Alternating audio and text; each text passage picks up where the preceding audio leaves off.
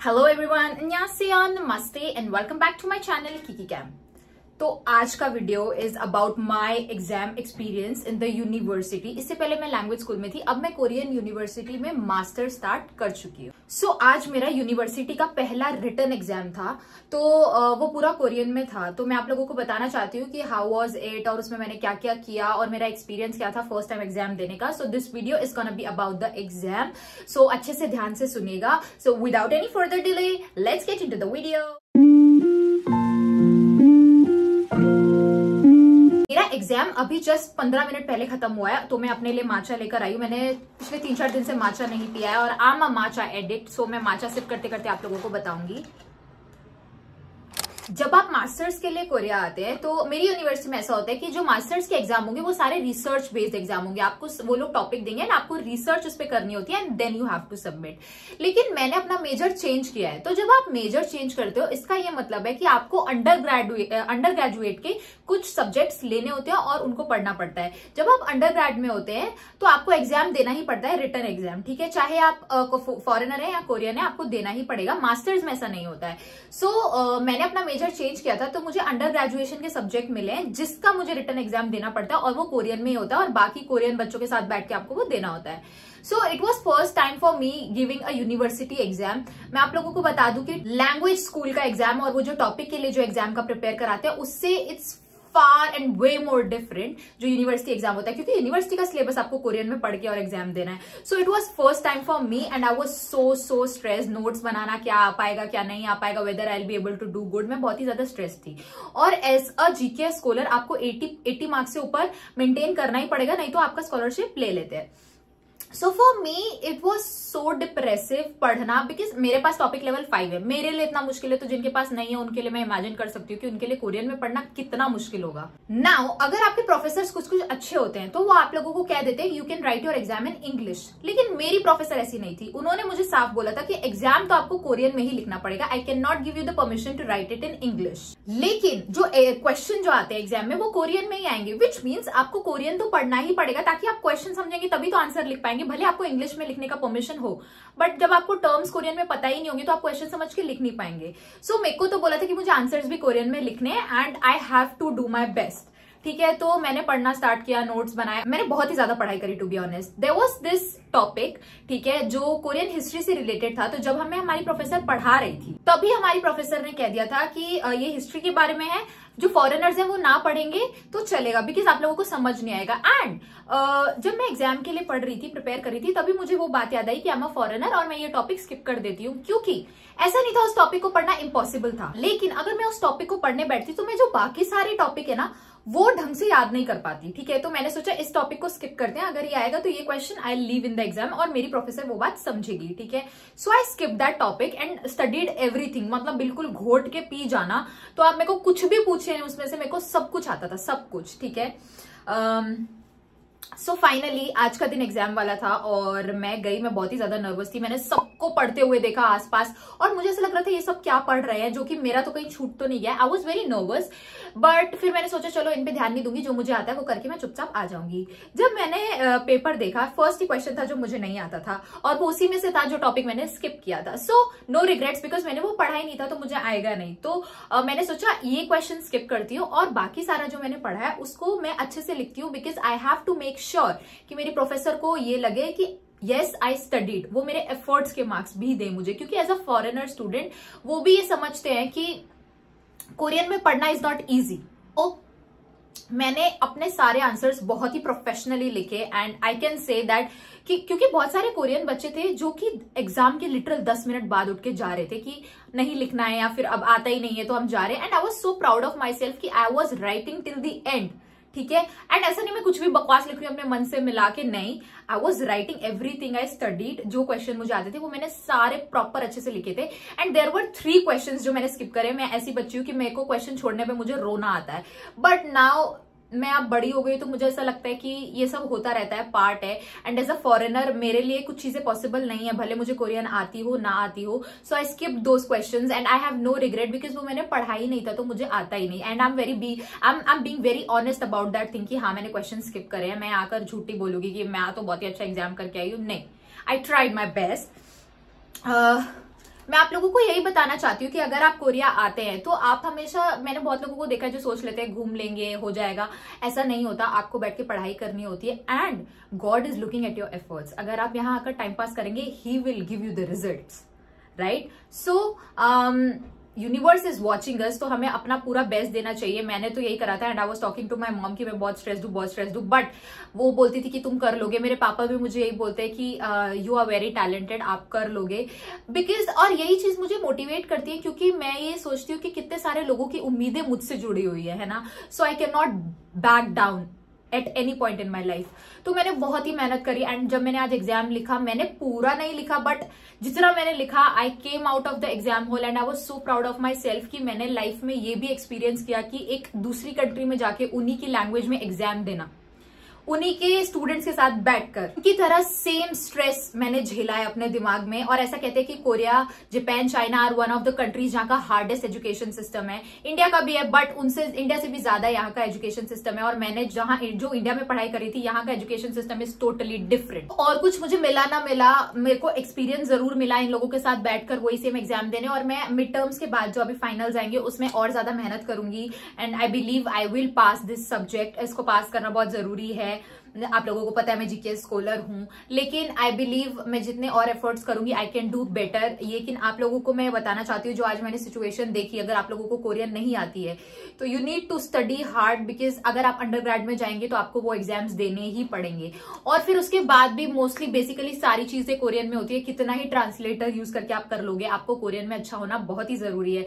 और अगर आपको ऐसा लगता है कि हमको सिर्फ कोरिया सुंदर लगता है इसलिए जाना है, आई वुड सजेस्ट यू कि आप सिर्फ घूमने के लिए कोरिया आए, अच्छी खासी जॉब पकड़े, अच्छा खासा पैसा कमाएं और घूमने के लिए कोरिया आ जाएं। बिकॉज अगर आप बहुत ही फ्री लाइफस्टाइल जीना चाहते हैं तो वो यहाँ पे आपको नहीं मिलेगी, क्योंकि आपको बहुत ही ज्यादा पढ़ाई करना पड़ेगा एज अ स्टूडेंट। और आप अगर काम करने भी यहाँ पर आएंगे तो यहाँ का वर्क कल्चर भी बहुत ज्यादा स्ट्रेसफुल होता है, तो वो स्ट्रेस लेने की हिम्मत आप में होनी चाहिए। मैं आप लोगों को इतना बताना चाहती हूँ कि बहुत ज्यादा रोमांटिसाइज मत करिए कोरिया की लाइफ की, बस मुझे कोरिया पसंद है, मुझे तो आना है। नहीं, मुझे तो स्कॉलरशिप चाहिए। जीकेएस मिल गया वो लड़ाई है, बट असली लड़ाई जीकेएस मिलने के बाद उसे मेंटेन करना, स्कॉलरशिप को मेंटेन करना, हमेशा अपने पास रखना particular scores locker, that's the real fight. ठीक है, जीकेएस मिलना बहुत मुश्किल है, लेकिन मिलने के बाद भी वो आसान नहीं होता है, लड़ाई खत्म नहीं होती है। You need to keep it and in order to keep that you need to study really hard. So मैं खुद भी बोल देती हूँ कि बहुत पढ़ना पड़ता है, कभी कभी मैं लेजी हो जाती हूँ, लेकिन फिर मुझे याद आता है no, I have to study.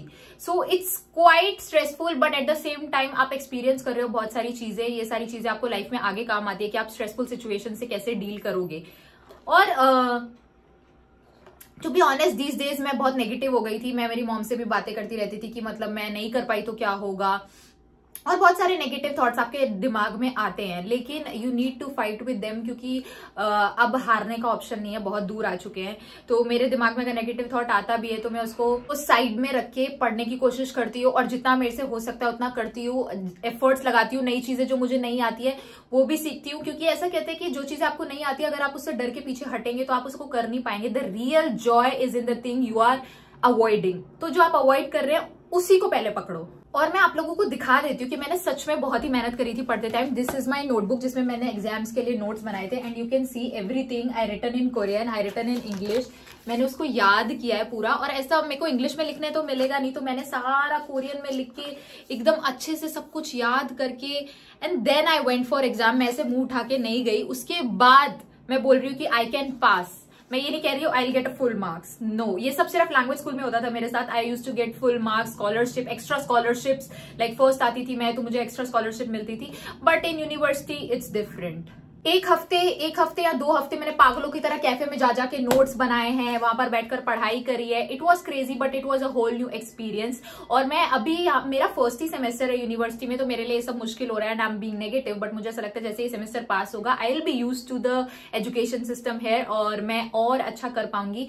और मैं बाकी सारे स्टूडेंट्स जो यहाँ पर है उनके साथ अपनी सिचुएशन को नहीं कंपेयर करना चाहूंगी, बिकॉज सबकी सिचुएशन अलग है। किसी किसी के प्रोफेसर इतने अच्छे कि वो एग्जाम ना भी दे तो चलता है, और किसी किसी का बेसिकली सिर्फ लैब वर्क है, और उन लोगों के प्रोफेसर्स इंडियन है तो वो लोग भी माफ कर देते हैं, कोरियन है ही नहीं, क्योंकि साइंस फील्ड में मोस्टली इंडियन प्रोफेसर्स मिल जाते हैं बट बाकी फील्ड में नहीं मिलते हैं, तो मेरा साइंस फील्ड है ही नहीं। सो मैं उनके साथ अपनी सिचुएशन कंपेयर नहीं कर सकती, क्योंकि उनको एग्जाम नहीं देना होता है, मुझे देना होता है। And there are friends of mind जिनका सिर्फ असाइनमेंट बेस्ड है, तो फिर माई सिचुएशन इज डिफरेंट। और मैं आप लोग जो आना चाहते हैं उनके साथ भी सिचुएशन हो सकती है। कुछ लोग स्कॉलरशिप लेकर आना चाहते हैं, कुछ लोग सेल्फ फंडिंग पर भी आते हैं। तो जो सेल्फ फंडिंग पर आते हैं, I don't want you guys to waste your money if you can't study, okay. तो बार बार फेल होकर सेमेस्टर रिपीट करना, उससे अच्छा है कि you take your decision wisely. Now आप में से कुछ लोग बोलेंगे कि पढ़ाई का इतना क्या हवा बनाना है, और हम लोग भी तो पढ़ाई करते हैं, तुम लोग क्या नया कर रहे हो। उन लोगों को मैं ये बोलूंगी कि हम लोग नया ये कर रहे हैं कि एक होल न्यू लैंग्वेज में हम लोग पढ़ाई कर रहे हैं। जो चीज आप अपने लैंग्वेज में या इंग्लिश लैंग्वेज में, जो लैंग्वेज आपको कंफर्टेबल लगती है उसमें कर रहे हैं। This is the difference. मैं बचपन से हिंदी बोलती हूँ बट मेरी जो एजुकेशन है वो इंग्लिश में हुई है, ठीक है। तो आप लोगों के साथ भी मोस्टली इंडियंस के साथ यही होता है, इंडियन स्टूडेंट के साथ। तो कुछ लोग हिंदी मीडियम में होते हैं बट हम लोग इंग्लिश पढ़ के भी बड़े होते हैं। दोनों अगर हम ले तो मैं आपको कोई एग्जाम दूंगी, इंग्लिश में लिखो हिंदी में लिखो, तो इसका ये मतलब नहीं आप लोग फुल स्कोर करेंगे। अगर मैं आपको हिंदी ग्रामर का भी एग्जाम दे दूं तो आप वो नहीं सही कर पाएंगे। सो द डिफरेंस इज कि हम इस कंट्री में आकर, इस कंट्री की लैंग्वेज जो हमने 2 साल से ज्यादा पढ़ी भी नहीं होती है, इनकी लैंग्वेज में एग्जाम दे रहे हैं। और वो भी इनका लैंग्वेज एग्जाम नहीं है, लैंग्वेज एग्जाम तो बहुत पहले खत्म हो चुका है। इट्स द सब्जेक्ट एग्जाम, ठीक है। अगर आपका साइंस सब्जेक्ट है, आपको सब कुछ साइंस का जितना भी टर्म्स है सब कोरियन में याद करना पड़ेगा एंड देन एग्जाम देना पड़ेगा। तो मैं इस बात को आप लोगों को समझाना चाहती हूँ, वरना होते हैं कुछ लोग बोल देते हैं हवा क्या बना रहे हो तुम लोग पढ़ाई का, ट्राई एंड डू इट। कुछ लोग बहुत अच्छा इसलिए भी कर जाते हैं क्योंकि वो बैठकर कमेंट्स नहीं पास करते हैं। मैंने बहुत लोगों को देखा है जो अंडरग्रेड में साइंस फील्ड से है, दूसरी कंट्री से है, लेकिन सब कुछ कोरियन में करते हैं, मैनेज करते हैं और पास भी होते हैं, ग्रेजुएट भी होते हैं। मैंने ऐसे लोग भी देखे हैं, कुछ लोग मैंने स्ट्रगल करते हुए भी देखे, which is okay. Do it. Just करना बहुत बड़ी बात है, डर के करो बट करो। लेकिन कुछ लोगों को बस बैठ के एकदम कमेंट पास करना होता है एंड उन लोगों का आई कांट हेल्प देम, सो वो कर सकते हैं। माय पॉइंट इज कि you need to make your decisions very wisely. जब आप लोग सोच रहे हैं कि हमको किसी दूसरी कंट्री में जाके पढ़ना है, वो भी वो कंट्री जो इंग्लिश स्पीकिंग कंट्री नहीं है, ओके। तो बस मेरा ये सब बातें बताने का यही पॉइंट था कि हम लोगों को वही एटीट्यूड रखना चाहिए कि देखी जाएगी जो होगा, एटलीस्ट स्टार्ट करते हैं। तो मेरे लिए यही है कि पास होना नहीं होना बड़ी बात नहीं है। अब मैं उतनी बहुत ही बड़ी हो चुकी हूँ, वो चीजों से मुझे आगे बढ़ना पड़ेगा। बट द बड़ी बात है कि मैंने ट्राई किया, ठीक है। सो आप लोग भी करिए, डरिए बट करिए, क्योंकि शायद आप लोगों की लाइफ वो बना दे। सो मेरा आज ही एग्जाम खत्म हुआ है और सारे असाइनमेंट सबमिट हुए हैं और रिटन एग्जाम भी हो गया है। सो मैंने सोचा मैं अपने आप को एक छोटा सा डे आउट गिफ्ट करूं। So there is this friend of mine जो कि कोरियन है, वो आ रही है। हाँ, वो और मैं जाने वाले हैं adventure park kind of thing, जिसे ईवर्ल्ड कहते हैं, जो देगू में है। सो मैं वहां पर कभी गई नहीं हूँ। जब मैं लैंग्वेज स्कूल में थी ट्रिप पर लेकर गए थे, बट मैं दूसरे लेवल पे थी और हमारे लेवल वालों को नहीं लेकर जाते हैं उस ट्रिप पर। सो मैंने सोचा चलो अपने आप को गिफ्ट करते हैं उस ट्रिप को। सो जैसे ही मेरा एग्जाम खत्म हुआ I decided to do that. तो अभी मैं जा रही हूँ वहां पर और आप लोगों को अपने साथ ले जा रही हूँ दिखाने के लिए कि एग्जाम के बाद how I relieve my post exam stress. So let's go. वो मेरी फ्रेंड है जो कि रोड के उस तरफ मेरा वेट कर रही है। शी इज़ कोरियन और यहाँ पर सबसे अच्छी दोस्त मेरी यही है। हम लोगों ने जल्दी से मेट्रो ली और पहुंचे ईवर्ल्ड स्टेशन पर। We are going to the E-World। हम दोनों में एकदम सेम क्रेजीनेस है, बस ये कोरियन है और मैं इंडियन हूँ, but we have the same craziness level. Vlog 만든 거 있었는데 까먹었어। अब हम लोग जा रहे हैं E-World। ये है बड़ी बड़ी बिल्डिंग। मैं थक गई हूँ सीढ़ी चढ़ते चढ़ते। गो रहा E-World, लेट्स गो भाई। तब से मैंने इसका सपना देखा है जाने का। वाह, 근데 나는 착해서 그런 거 아니래. 그냥 이런 사람이야. Let's go. 놀아야 돼. 다치면 안 돼. 와. Tickets. We got the tickets. Yay. Let's go. Let's go. Ooh.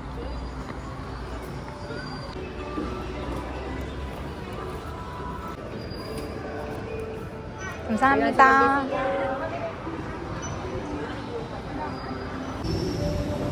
오, 좋다.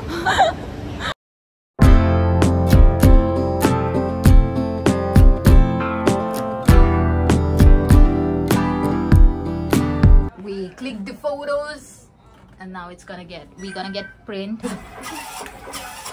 설마 네가 내 아이돌은 내 남친 이런 사람 아니지? I went to the haunted house after that. भाई ये haunted house है. अरे क्या फद्दू haunted house है भाई. 이게 무섭다고? 아니야. 갑자기 막 일어나면 어떡해?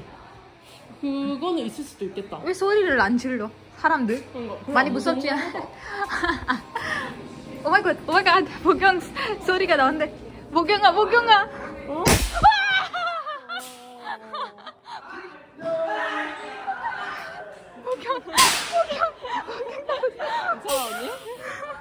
나 무서워 복경아 나 무서워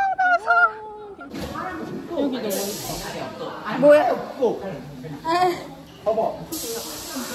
무서운 거 없어? 없어. 무서운 거 없는데? 없어? 몰라. मैंने बहुत चिल्लाया बट इतना डरावना कुछ था नहीं. पता नहीं क्यों चिल्लाया. 여기는 막 그렇게. हॉरर हाउस से निकलने के बाद मैं बैठी इस झूले पर.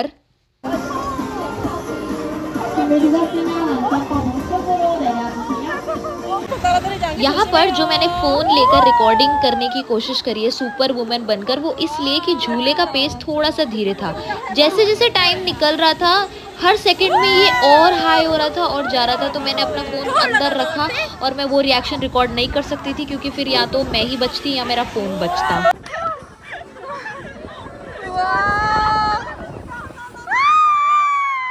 उजड़ गई मैं, मर गई भाई. क्या था ये, क्या था? Oh my God. मेरे को लगा आज भगवान मुझे बचा ले, मेरी मम्मी आके मुझे बचा ले भाई. अभी मैं इस बलून में बैठी हूँ, ये पूरा ऐसे जाएगा तो मैं रिकॉर्ड नहीं कर पाऊंगी, बट मेरे को पता है मैं इसमें भी पागल होने वाली हूँ. इस वन मेरा पोस्ट एग्जाम स्ट्रेस बिल्कुल रिलीज हो चुका है. So and I am trying my best to make the vlog to show you guys. पूरे व्लॉग में मेरे बालों को कोई नोटिस नहीं करेगा, ये बर्बाद हो चुके हैं. बस मुझे नोटिस करे, मेरी शक्ल को नोटिस कीजिए, बालों को इग्नोर कर दीजिए, सोचे मैं टकली हूँ.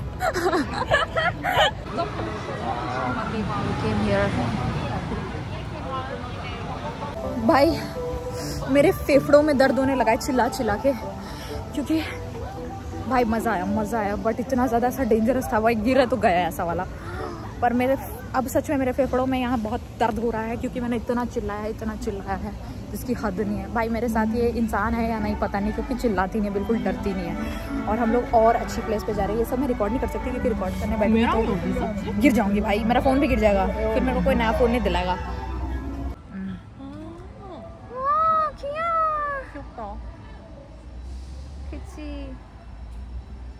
मेरी उजड़ी हुई हालत, लेकिन फिर भी सारा घूम के जाऊंगी. थक गई हूँ मैं और ठंड भी लग रही है अब तो.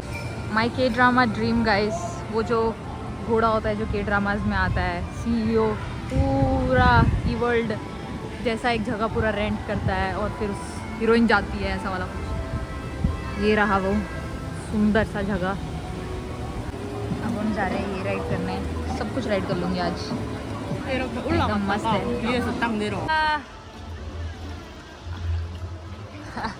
갑시다. सारी राइड्स पर बैठने के बाद हमें थोड़ी भूख लग गई थी, तो हम आ गए थे यहाँ पर. और मैं वेजिटेरियन ही खा सकती हूँ तो मैंने फ्राइज लिया था. इस फ्राइज में कोई टेस्ट नहीं था क्योंकि उन्होंने कोई सीजनिंग डाली ही नहीं थी. फिर हम चले गए थे इस डिस्को पैंग पर जाने के लिए.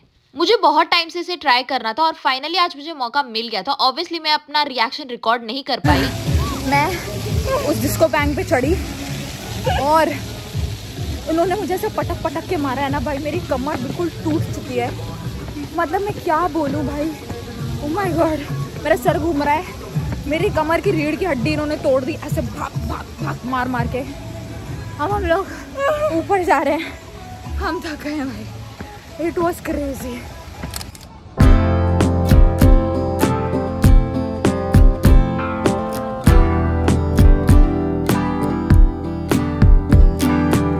हम लोग अराउंड 73rd फ्लोर पर गए थे और वहां से मेरी सिटी का व्यू ऐसा दिखाई देता है. Daegu looks like this from Daegu E world tower. It was so beautiful. इसके बाद हम लोगों को नीचे जाना था तो हम लोगों ने केबल कार ली थी. I love riding cable cars.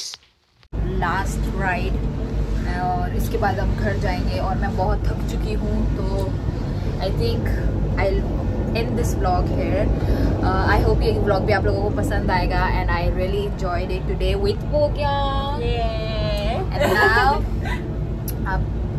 मैंने जो स्टार्टिंग में आप लोगों को एग्जाम टिप्स दी उसको दिमाग में रखिएगा यहाँ पर आने से पहले, और मैं ये ब्लॉग यहीं पर एंड करूँगी. So subscribe, share my videos and comment, फालतू कमेंट्स नहीं, अच्छे comments. See you guys in the next video. तब तक के लिए बाय बाय.